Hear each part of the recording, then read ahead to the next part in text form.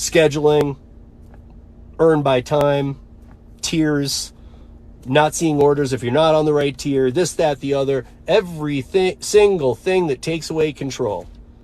And yet we're independent contractors? Bullshit. Bullshit. But on the Doordash, 100%, you are treated like an employee, you are paid like an independent contractor, straight up.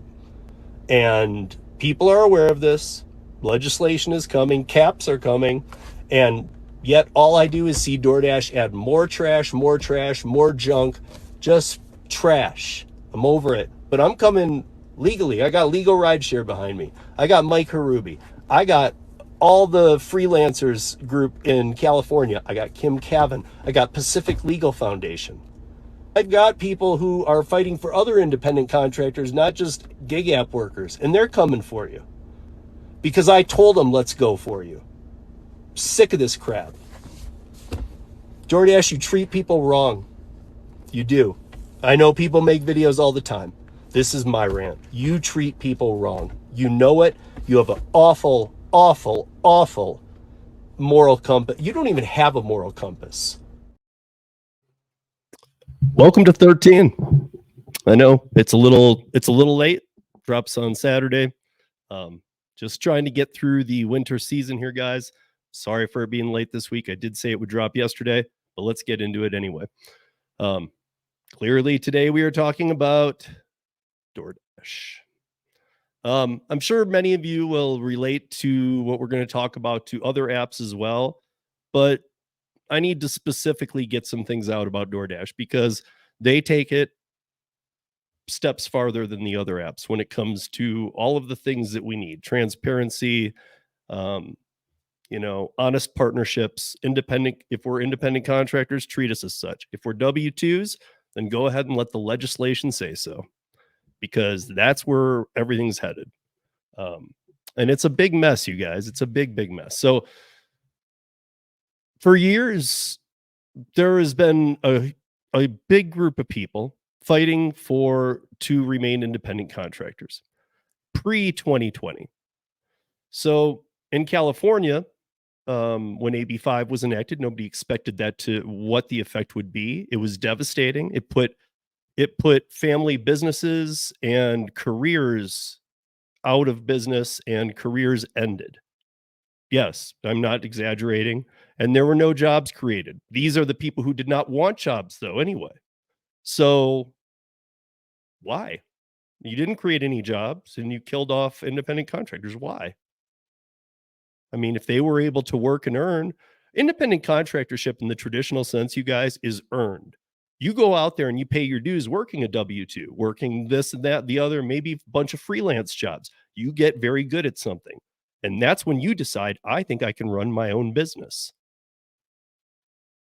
Well, the gig apps are a little bit different. And unfortunately, it's been undefined since day one. We are 15 years into Uber. Uber was started 15 years ago. So 1.5 decades ago, Uber was created, and it still has no definition of employment. We have tests everywhere. We have Barella, we have ABC, we have the IRS standards, we have the new metric where it's all these different ways that they're trying to, the 6-factor test in the DOL rule change. Like all of these, DoorDash doesn't pass any one of them. So it's not even like they can say, hey, if you just put the Barella back in place, we'll be good. No, you won't. You don't pass any test. I don't agree with some of the tests. The ABC test is a killer, and that would kill off even the truest of independent contractors. But how can you say that we are independent contractors when you've taken away all the rights that we are due to have as independent contractors? Clearly 15 years, that's a long time, you guys. That's a long time to have an undefined space. If a business starts tomorrow down the road from my house, it is clear from day one if you are an employee or if you are an independent contractor, if you're working with that business. You just go and you check and you see if you are. That's how easy it is. That should be how easy it is here. They never called this the hybrid independent contractor or something, as they should have. And in fact, a lot of places just turned cheek to it because so many venture capitalists were involved in the beginning of these companies that they had enough pull in politics to make sure that it was just kind of, hey, we're not public yet. Don't really make a big deal out of this. And they were burying things. And they were, let's be honest, money gets funneled to people to do favors for companies. If you are a supporter or if they support your campaign. So I'm not going to get into dirty politics. I'm just saying, realize, especially before these companies were public, they had politicians in their pockets. They still do. But when they were not IPO'd and public companies that were being traded, they had a lot less accountability. And that happened when did Uber go public? A decade after it started. So the fact that for the first decade plus of these apps, there was no federal or state definitions about anything. All we have ever known is that we are not W-2 employees. Well, really? We'll get to that. The problem this has created is that they are not traditional independent contractor models. Now we are faced with the looming threat of to the level of independence we could have on these platforms. The DOL, the Department of Labor rule change on March 11th will have effect. On March 12th, will people be able to say nothing happened? Look, we're on the 12th and nothing happened. No. Will people? Yeah. Content creators, news publications that run on the side of the companies, people will make incorrect information because nobody knows what will happen, but everybody knows it's going to take a while to roll it out and to see the effects. So like to make a video the next day or to publish a story on the 12th saying, hey, this is the 12th, nothing happened on the 11th. That's very bad reporting. So, maybe you will even see that, but from everybody I've talked to, they're going to do what they did in California and go after certain groups first, just like the carve-outs. So, for years, we have watched the pay model for gig app workers drop on all platforms. We've never seen a rise, never once on any platform. Challenge any of you to bring me the evidence otherwise. Every one of us knows, especially us veterans, we know you start here. And especially if they're launching, you start here and it's the honeymoon period. That's what we call it. They call it the oversaturation period.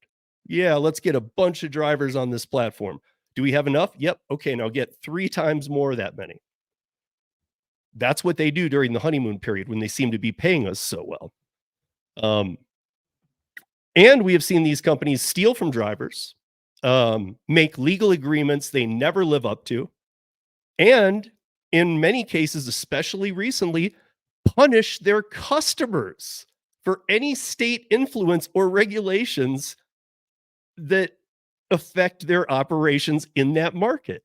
I mean, that's just crazy to me. They've always taken it out on us, the drivers, but you're taking it out on your customers. I've just never, look, I've been in business my whole life. I've owned businesses. I've ran businesses. I'm a jack of all trades. I've done so many different things. It's crazy to me because the one thing you never do is hurt your customers. Customer service is priority one.